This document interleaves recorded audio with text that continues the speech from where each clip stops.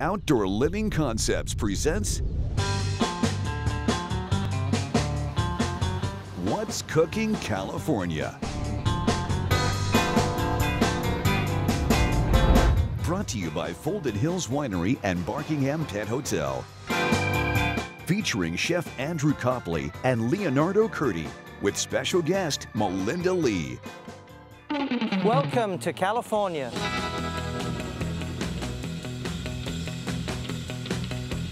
Good profumo. A little bit of S&P, a little bit of salt and pepper.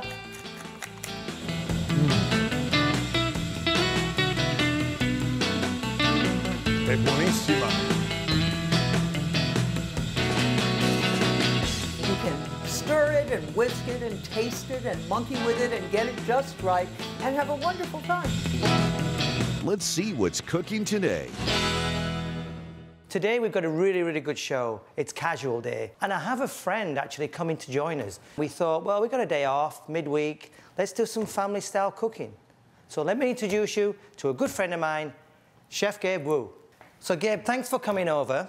And you've got a day off from Sparrow's Lodge now. How long have you been there? Yeah, I've been there for 5 years. 5 years? 5 great years, yes. Wow. Doing actually these family style meals. So I'm gonna start off with the butternut squash soup. And I'm gonna make a steamed Yukon Gold. These are petite potatoes here with a little brown butter and lemon juice and parsley, nice and simple. Oh, good one. I'm gonna do a roasted chicken. Sounds easy, but we're gonna make it a little bit more interesting with a chimichurri. And then I'm gonna do some cauliflower steaks.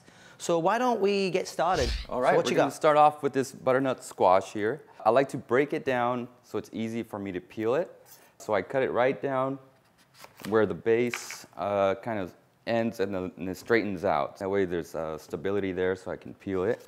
I cut off the top there and then I just start going down. Yeah. Yeah, I always find these really difficult to peel. So even though you might lose a little on the meat side, it's much easier to use a knife. So I'll just break these, this butternut squash into nice even pieces. This, since it has the seeds inside, it is a little bit thinner and not so even in shape, so it will cook a lot faster. Yeah, absolutely. I'm gonna cut it in half. And you have all this seed here. These are pepita seeds. You dry them out, you can roast them, toast them, add salt, and make your homemade pepita seeds. And now we're gonna start the soup. So I've got my oil in here. I got the flame at about a low to medium heat, and I'm gonna start by adding the onion. And that's how you know it's ready. You want a little sound in there, a little sizzle. We're gonna add the shallots. And then we're gonna add our secret ingredients here. It's just plain garlic. So 1 teaspoon equals 1 medium clove on this paste. And the ginger is equal parts. So 1 tablespoon equals 1 tablespoon of grated ginger or minced ginger. We're gonna add a little salt. Remember, season as you go, very important. All right, this smells really good. And now you're not looking for color here, you're just looking to sweat it out a little bit. And now I'm gonna add a little red chili flake because I like a little heat in the soup. And a couple of cinnamon sticks here for aroma. And it just goes really well with the butternut squash. And you wanna get that a little toasted. I can smell that already. Yeah, smells good. Now we're gonna add the butternut squash that I've peeled, and I'm also adding about a cup of this potato. I like to add potato into the butternut squash soup to give it the right viscosity that soup needs. A little salt. And get that butternut squash and potato coated with that nice, now flavorful aromatic oil that we've created. This is nice organic, like fresh pressed juice. And we're gonna add that in and top it off with a nice vegetable broth here. So again, it's vegetarian, right? You never know, you're gonna have your vegan friends over. Everyone's trying new things, so we're gonna cover that up and let that cook about 30 minutes.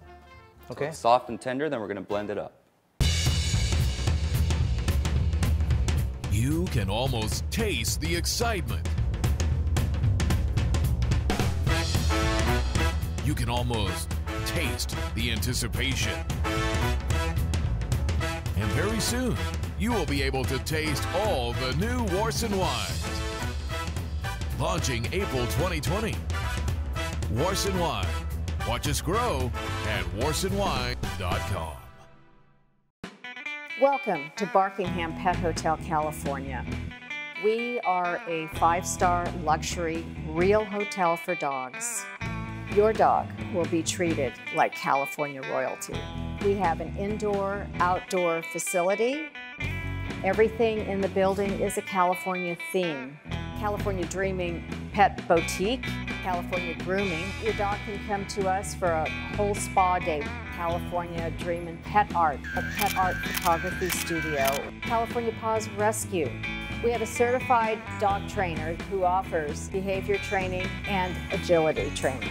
Our large luxury suites have king-size beds. We also have the Intercontinental for cat boarding. We've got about 22,000 square feet for your dog to have a wonderful time and a wonderful vacation stay. Doesn't your best friend deserve the best? California Paws Rescue is a 501c3 nonprofit. It is part of Barkingham Pet Hotel. If you're looking for a loving dog to rescue and to give a home to, please visit California Paws Rescue website.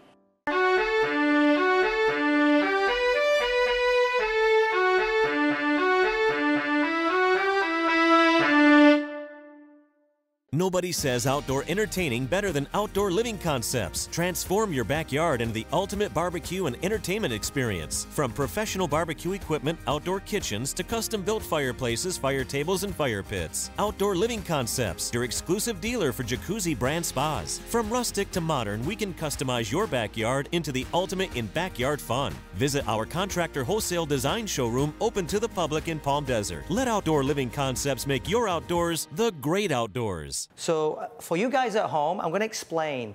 Yes, it's a chicken. And you know, I don't know about you, but when we do recipes and when we do menus, chicken's always a hard one because you can buy a roast chicken in the store. Right. What I like to do with this one is, first of all, I brine it. It's submerging the bird in water, and the water is flavored with salt and sugar. And what does it do? It tenderizes the bird. And for a 3.5-pound bird, which is what this is, I brine this just overnight. I add a few different little spices to it, like Szechuan peppercorns and cinnamon sticks, like what Gabe did in the soup. And then all I do is I take those little Ziploc bags, they're like a gallon bag, and I submerge it in there. But when we're ready to cook, I basically discard the brine because obviously it's got the raw chicken in there. So we discard the brine down our sink, and then I just give the bird a little bit of a wash. And the reason why I'm washing the bird is to get that saltiness off the actual bird. Basically, we tie the chickens to keep them in a nice shape. Now, there's a lot of different ways of doing it. Some of it looks like origami. Yeah. But at home, all you need to do is just take some butcher's twine, and you can buy this in the stores. It comes in like a little packet like this. And basically, I wrap the chicken, and I get the legs together, and I cross them. And that way, it just keeps the bird from, as it cooks and relaxes in the oven, it doesn't fall out of shape, basically. Because I've used all that fancy brine, I don't really need to do much with this. So all I do with this one is pretty much olive oil it. I could sometimes use a little bit of butter as well, little knobs of butter to baste it and get a nice brown skin. And then it's just a case of salt, pepper. I'm using fresh garlic, but I'm just going to smash it. I'm not even going to peel it because it's just going to add some aroma to the chicken. I'll put one inside the chicken and just pop the rest around. And basically, you don't need anything fancy, just a temperature gauge we can insert later. And I usually go in the fat side of the chicken, which is the area which takes the longest to cook. And it's usually the thickest part of the breast. So my oven's set at 325. It's going up to 350. I just opened it before. So I'm just going to pop it on the middle shelf. I don't need to cover the chicken because I want to get that nice crispy skin on it too. So I'm going to set that, and then I'm going to check my internal temperature to about 165, and hopefully it'll carry through to 170. It takes about an hour, but we'll check. So here we have just half a pound of butter, and I'm going to show you how to make brown butter. Start the flame, again, at about a medium low. And this is the best part, you just set it and kind of forget it. You can smell it, so you want to come over here and every 5 minutes or so, come and take a nice little smell, take a look at it. You'll see brown bits start to form, and the smell is just amazing. You're gonna love that. And the potatoes I have here, these are golden potatoes. They're a little mealy, waxy. Yeah. And I like to steam potatoes because I feel like when you put almost anything in water and you boil it, some of the inside flavor comes out of it, and it's in your water. The flavor profile changes, and you can boil away the vitamins. And so I like to steam until they're nice and tender. That's going to take about 15 to 30 minutes as well. So that's going. Meanwhile, we have our butter here. Oh yeah, now nice and simple. Now you can see it bubbling up here. Yeah. And that's pretty much what you want. So I'm going to go ahead and turn it off. We're ready here. You can smell that, right, Chef? Yeah. And that's what we're looking for. You give it a nice little swirl. You can see the little solids down there caramelized. It smells like caramel. It's delicious. So we're gonna turn it off and just put it to the side there. You don't want it cooking any longer. That's perfect where it is. Leonardo Ristorante is proud to present closed captioning for the hearing impaired. Welcome to Desert Outreach Synagogue, the voice of the valley. A place called home to anyone who needs one. A place of incredible music, community, conversation, and connection.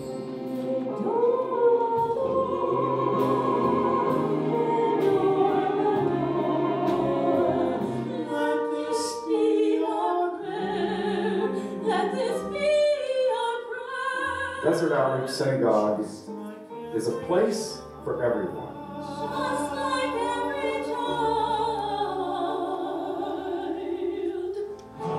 Come join us. You already belong.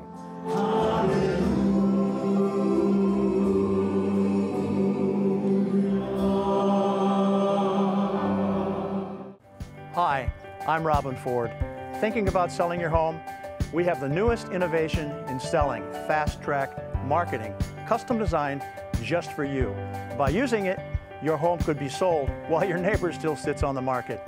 If you're looking for a home, we have many great ones to show you. So for a smooth transaction, call 760-219-0655.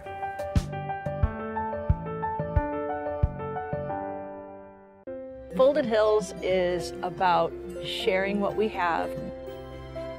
The way we make the wine is a very hands-off policy with as little intervention as possible. The grapes are all grown organically. I come from the beer world. We really listen to this land, and we chose the grown varietals because this is what this land and this place calls for. We have weak Wi-Fi but strong connections. A great place to unplug. For you guys at home, the most underrated vegetable. I love cauliflower, and it's going through a really big craze right now. So we all jump on that one and try and get creative with it. I've done this with miso, I've done it with a lot of different ways, but for at home, I like to keep it really simple. So it's just a medium-sized cauliflower, and this will feed anything up to 8 people, depending on how much you eat. To get started, I kind of pull off all these green leaves. I know, I've got to get back to the gym. And that just helps me get my knife then into the main root or the crown of the cauliflower. So then I'm just going to cut like that. But I'm actually going to leave the root in and just peel some of this greenery off again. So I need that. And there's a reason why I need that, because when I cut the steak and I get closer to the middle of the cauliflower as I cut these steaks, that helps it hold together. I kind of look at the cauliflower downwards and think of it like a New York steak or a ribeye. That's the visual. So I like it like a thick steak. It does take a little longer in the oven, but I do it about 3/4 of an inch, and I go down like this with the knife, and that way I get a nice flat area for it to roast and a nice thickness. And I keep going. I generally use my hand on this side, and you can see as it may fall apart, but look, we get into the middle part now, and with that middle part, that's where it holds together. That's the perfect steak. And then I go down there again. And again, because I'm going to add some more flavor to this, you don't really have to be overcomplicated with this. So basically, it's just, I do a little bit of olive oil. I'll put a little bit on the bottom here. just so it doesn't stick to the aluminium foil. Rub it like this, put my cauliflower on, a little bit more olive oil on top, and then it's just salt and pepper. Now, once this is cooked in the oven, I'm just gonna roast it. It's gonna at the side of the chicken, actually. And then what I'm gonna do from there is put together my almonds, my golden raisins, and finish it with a little pepita seeds, which were the seeds that Gabe used in his squash soup. With the oven already set at 350, I'm gonna leave it at 350. And these take about anything from maybe 15 minutes. It will all depend on the thickness you cook. Trial and error a little bit, but if you gauge it around 15 minutes, you'll be fine. All right, so I've got my cauliflower in, chicken's nearly ready. I'm gonna make a very basic chimichurri, and there's a lot of different ways you can make this. There's 100 recipes online, and it's real simple, super simple. So I'm gonna use a little bit of raw garlic. So I've minced the garlic. I'm gonna use a little bit of shallots, just like what he did for his soup, because these are a mild sweet onion. Vinegar for acidity, and I'm using red wine vinegar. I'm not gonna go too heavy on it. And then part of my acidity is using some fresh orange juice and some fresh lemon juice. I enhance it with a little bit of lemon oil, and you can get these at the store too.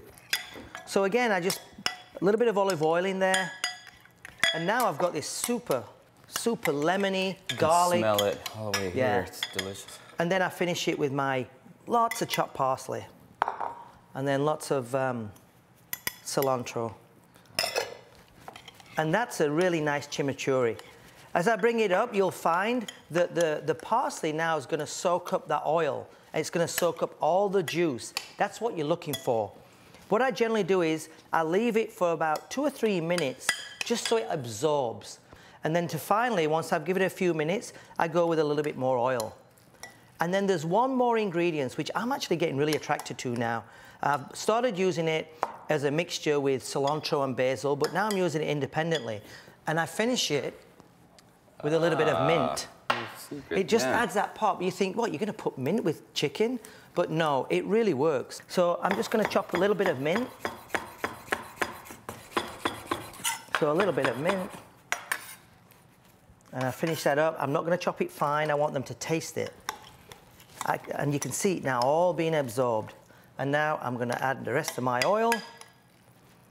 And I would generally let this sit for about an hour, okay? And that'll give me all the flavors I want. I'll season it up.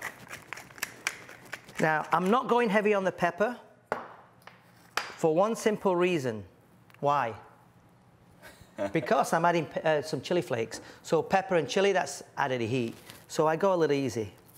And it looks beautiful in there, the little red pepper flakes. Yeah, it does, yeah. Now, again, these can be done with a lot more oil or less oil. I don't like to use too much because otherwise it gets a little oily all over the actual plate of your food. So I just give enough where I've got that much on it. And if I want to add a little bit more in an hour, then I will, because as I said, the herbs will actually soak it up. So the chimichurri is done, and I'm not going to make the brown butter like what Chef Gabe did. What I'm going to do is just melt this butter. And all I'm going to do is just kind of hydrate these a little bit. These are golden raisins, and this is going to be my garnish for my roasted cauliflower. So I'm just going to hydrate the golden raisins, and then I have some whole roasted almonds. You can use slithers, you could use those little flakes, but I like the whole ones just because it gives it that nice bigger flavor profile and more of a crunch. And again, I'm literally just hydrating both of these a little just to give them some flavor. These are going to go over the actual cauliflower, and then to finish with, I've got my pepita seeds. So again, I'm going to add them too. Give them a shake. Just get my flavor profile set, and that goes at the side of Gabe's brown butter. And I think we're nearly ready for plating this dinner now. All right, I'm gonna check on my soup here. Everything looks right and smells delicious. I think it's time to blend. Yeah. Are you ready to plate? Yeah, I'm ready. I'm pretty much ready to go. Chicken's ready. I'm gonna test it just before you do your soup, and I'll do the chicken, and then we're ready to go. Perfect. Hi, my name is Greg Jones. My wife and I bought Gold Coast Motors 26 years ago after running the 10th largest Ford dealership in the United States. Yes, they are small, but what you get is 33 years of experience and Greg's personal attention to detail.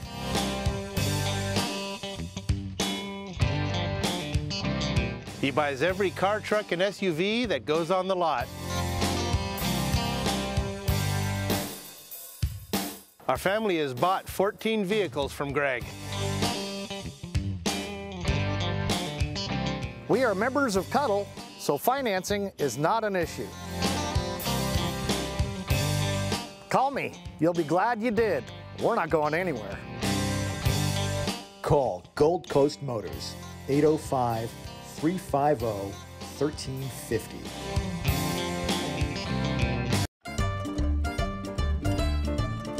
Hi, I'm Leonardo. I bring to you regional Italian food from Italy, my home, to you, to Solvang.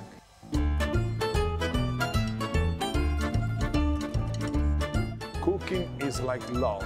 You either throw yourself all in or you don't do it at all.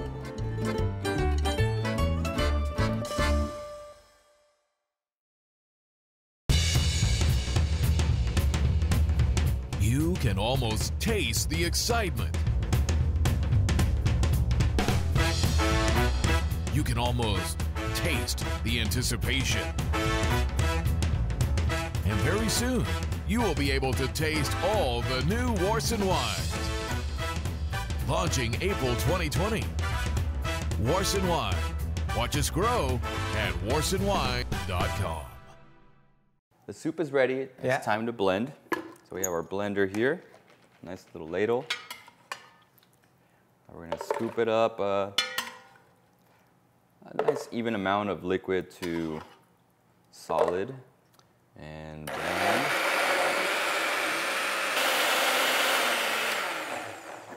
So I like to strain it and save those little bits that stay in there, the pulp. Yes, so you can, if you're not happy with the consistency at the end, you can add a little pulp. So we're going to turn it on nice and slow. All right, let's give that a strain. Look at that, that's good consistency. Nice. Okay, so now we're going to play with it a little, with balancing the flavors. Oh yeah. It's almost dead on. Yeah. So I will add a little bit of salt. I can taste the chilies as well. The chilies came through. Yeah. That's good. So this is champagne vinegar. So you're gonna be very careful. You can always add, but you can't take away. So go little by little. See now now you get the vinegar in that. Now you got this kind of like finish to it. It's a sharp finish. Right, some more flavors coming out. The orange is now coming out. I think it's good. Yeah, it's ready. Okay. It's ready to go. All right, so we have the soup ready. Now I'm just going to finish up the potatoes. Okay. So they've been steamed. They're nice and tender, as you can see. It's nice and hot. All right, so I'm going to give them a light little smash first before adding anything. All right, so we're going to do salt. And we have our brown butter that we made earlier. Mm-hmm. Some people will strain this out, but that's all flavor. That's part of the caramelization process. And it looks great. Yeah. Tastes great. So we're gonna give that a stir before putting it in here. Okay. And this is lemon juice and zest together. I'm gonna also give that a little stir. You want to stir until it starts to come together and there's not a bunch of liquid in the bottom. The more you smash, the more you get that butter in there and the lemon juice. And it doesn't have to be perfectly smashed. That's kind of the beauty of this dish. That's fine, yeah. Now we're just gonna finish it off with a little freshness. A little flat leaf parsley. All right. I can almost taste dinner now. And there you go. All right. All right, there's our potatoes. Okay, I'm gonna get my chicken. I'll get the cauliflower out and we have our platter ready to go. Remember we talked about the chicken and testing the temperature being at the thickest part of the chicken, which is at this side of the breast. So it's just a normal household temperature gauge, and I'm looking for that 165, which I have. Remember we actually tied up the legs, And you can see why now. You see how nice and presented the bird is? We cut off those wings. We have our garlic, cauliflower, as you can see, nice and roasted. And by keeping that center part in, your steaks look awesome. So we're going to platter it all up right now. So let's put the chicken up. We got that one. I'm going to put my cauliflower on here. And then at the end, I'll start to garnish everything. And here's the beautiful golden raisins, pepita seeds, almonds. And then finally, this chimichurri, which nobody expects on a roasted chicken. Unless you go to the restaurant, because I do this. And I like to just put it all over the top and let that soak through. I've made some fried shallots here. You can also use the store-bought fried onions that you would use for like a green bean casserole. So you have these here. We're just gonna put a nice little crunch and add it. Yeah. Wow, this looks great. This looks like a nice lunch. Well, thank you for staying with us for the show. Thank you, Gabe, for coming around my house. It's been a pleasure. Always. And we'll see you again soon. Thank you. And now a moment with Melinda Lee. Party supplies are mostly that you need an unending supply of cocktail napkins, no matter what, because people go through them like Kleenex. And the other thing is that you need to have enough glasses. There is just nothing like stopping in the middle of a party to wash glasses. You need 1.5 glasses per person if they're regular glass glasses, twice that, 3 glasses per person if they're disposable glasses. Also, you need 1 pound of ice for each person that you're serving, plus you need ice if you're going to chill down drinks or whatever, and you need ice to put in the drinks, which is clean ice and hasn't had a bottle nestling in it before that. The best single thing I could tell you is to take your time, again, before the party is ever happening, to make a good task list for yourself, even for the day before or 2 days before and so on. Write down everything you want to do, from setting the table to making sure you have enough candles, to every single task that is in a recipe. And then put them not in the order of the recipe, for example, but in the order they need to be done. Maybe it's the day before that you're going to make the muffins that you will only have to reheat. Or you can do some peeling or chopping or things like that the day before. And then you have the day of, and it's all the way from the thing you do first in the morning, the thing that has to set up with gelatin or mousse, you know, something like that, all the way down to setting up the coffee maker. And you can put glasses on the table and fill them 3/4 with water if it's a sit down, and then all you have to do is put ice in the glass at the last minute. There are all kinds of clever things you can do, and you can put little Post-it notes in the different dishes that you're going to fill so that you know what's for what. You'll have a good time. Enjoy.